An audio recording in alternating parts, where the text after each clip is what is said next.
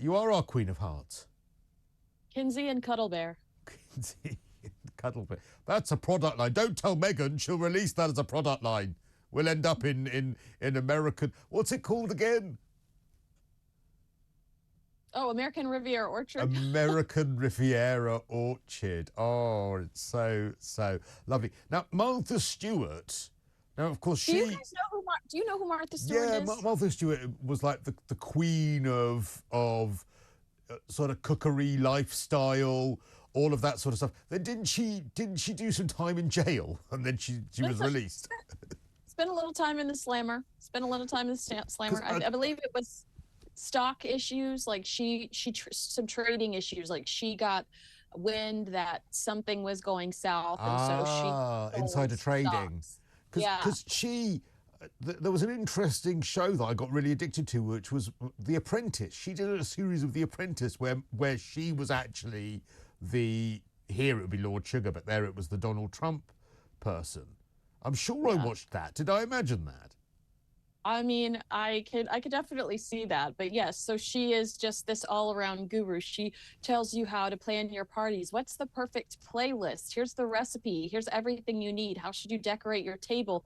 And she is the OG. She is the original. When Gwyneth Paltrow came along, she was very defensive, saying Gwyneth should just be a movie star. Like, she was not having Gwyneth's Goop lifestyle brand. She was snarky about that. And now insiders are saying, according to In Touch magazine, that Martha is really irritated and insulted at the idea that she's being asked about Meghan's American Riviera Orchard, and that she's even being compared to her. And one of my favorite quotes from this person that talked to In Touch magazine was, if Meghan thinks she can come along and replicate what Martha has built with barely any experience simply because she's married to a prince, she better think again. And they said Martha doesn't put a whole lot of faith into Meghan succeeding. But they did say that if Meghan proves to be competition for Martha Stewart, she won't hold back in trying to take her down. She's just as competitive as she's ever been. Well, I love the quote as well, that Martha has seen hundreds of Meghan types come and go, and says they all come with the same self-inflated hype, only to find out it's a whole new ball game when it comes down to brass tacks. I mean, I sort of love the dismissiveness of it. Oh, yet another one comes along and they're not going to take my crown. I mean, Meghan wants a crown. If it's not going to be the actual crown here in the United Kingdom, she'll try and take Martha's. Well, Martha's not, over her dead body, Martha's not going to give up that crown. And Martha has had this very bizarre way of evolving into pop culture. I mean, first of all, she survived jail time. She came out of it unscathed. You would not imagine that the world would accept her back. It was a no-brainer. And now she has this relationship with Snoop Dogg. They do like cooking specials together. They have cookbooks together. She does all of the roasts, the comedian roasts, where she's absolutely hilarious, and they all pile on her for spending time in jail. But she just is still very cool. There is no ageism when it comes to Martha Stewart. So the fact that she is basically willing to go head to head with Meghan Markle is it's comedy. I wonder if she was tough in jail. I wonder if she was top dog. For sure. She totally was, wasn't she? 100%. Should we trigger Kinsey? I'm going to trigger Kinsey. All right, just watch, ladies and gentlemen, watch this. This will send Kinsey under, okay?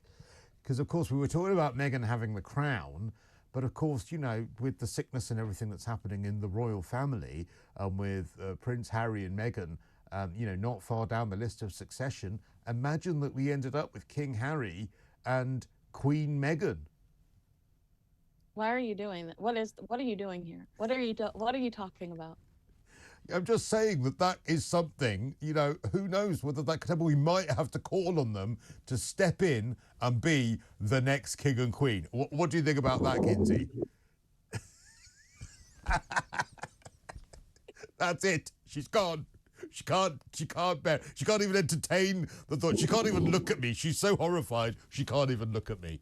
I'm sorry, Kinsey. I won't do that again. Isn't it crazy though? Because I met some people from the UK on my boat today, and they were like, what's going on with Harry and Meghan? And I tried to explain to them they are shut off to the world. They're very protective. You don't see them at the grocery store. They're not. I think a little bit they're involved in their community, but they're very protective of their space. But they manage to stay in the papers. I mean, even this idea of Harry's changed his address on this paperwork. Harry is an American. Harry has given up the UK. I mean, it's just like they can't escape it. And a lot of it is on them because that was Meghan's intention when she sent 50 jars of jams to the 1% in Santa Barbara. But it's publicity. It's the publicity that they claim they don't want, that they then do everything to court. Because if they wanted to be secluded and to not have media attention, that is very, very achievable for them, without a doubt. Right, because I really felt like Prince Edward and Sophie had that for a long time. When they decided to give up Sophie's PR firm, when he gave up his Hollywood aspirations, they did decide to go all in on the family, but they took a step back and just raised their children in silence. Yeah, well, do you remember when Meghan gave the interview to the Cut magazine? Was it the Cut magazine? And said, we had to leave the UK because could you imagine all of the press photographing the children being picked up from school and going to school? Yeah. That was just an outright, blatant, I'm sorry to say it, lie, because there is an arrangement. It is only arranged photo calls when you ever see the children going in and out of school, like maybe on the first day or if there's a school nativity where it is pre-arranged by the palace, and the palace has said this is an occasion where you can photograph the children. But day to day, the children going to school are being picked up. That's never in the newspapers because it is an arrangement that has been made between the palace and the press. So the idea that Meghan and Harry's children would be sort of on the front page of the Sun every day being picked up from school is nonsense. Absolute nonsense. In those photo calls, I don't think they've done since Prince Harry and Prince William were little. I think that they've actually stopped that. And to just confirm your point that there is an arrangement, while there was the Where is Kate trending all over the internet, the Princess of Wales was picking up her children from school, and photographers were not shooting her there because of the arrangement. So, I mean, we knew exactly where Kate was. Kate was at school picking up her kids. And also, when the photo was taken of Princess Catherine when she was in the car, with her mother in being picked up in the car, but it was quite a grainy image and it wasn't an official image. I think pretty much all the newspapers here in the United Kingdom didn't print it because it wasn't an image that was approved by the palace. Now, I'm not saying that the newspapers have always acted perfectly. Of course they haven't. Of course there have been photographers that have been inappropriate here in the British press. But I have to say that they are far better than they were. And this idea that Harry and Meghan would have had to have pulled their children out of school or anything like that is absolute nonsense. Okay, let's talk about Beatrice, because this might be some good news for that wing of the family after Scoop and all of that sort of stuff. But what's happening with Princess Beatrice and Spotify? Well, basically, she's just quietly establishing a relationship with them. Last week, she hosted a conference at Spotify where they discussed the future of technology. She has 2 jobs that I didn't know about, where she is heavily invested in technology and the future of the digital space. So she hosted kind of a panel discussion at Spotify about where things are going. The Daily Mail hints that she is quietly establishing a rapport with the company.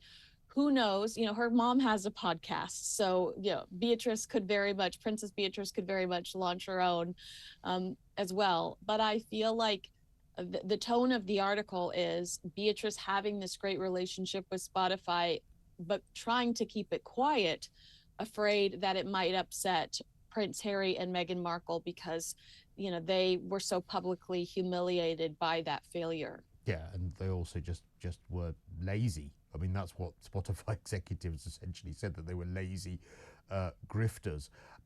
Let's talk about Prince Harry's African charity. This was a story that came out in the last 24 hours where there was an investigation that was carried out regarding abuse, alleged abuse by former and current staff at the African Parks charity, with one former ranger claiming that he and his colleagues beat suspected poachers as they were tied up and dangling in the air.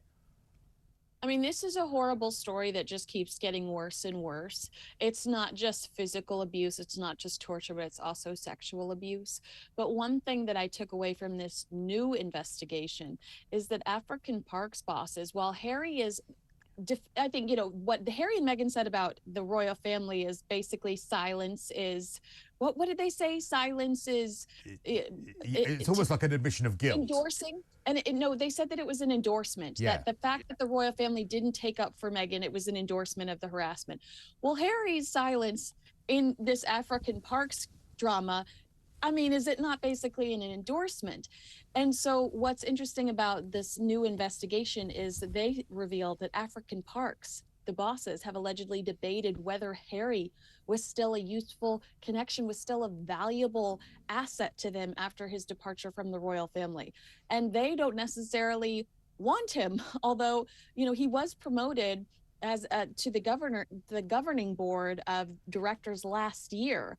So I thought that that was interesting, that they're not even necessarily sure that they want him on board when he could and should be screaming from the rooftops that this can't happen anymore. Well, I mean, I should say that's by sort of Harry standard.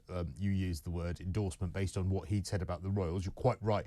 Just to say, African Parks have said that they receive funding, all of which requires detailed vetting, and that the report into all this abuse was from an author that was biased and that it was deeply flawed. But of course, there are many, many more questions that need to be answered about this. And other people reporting about this. Yes. It's not just this one person.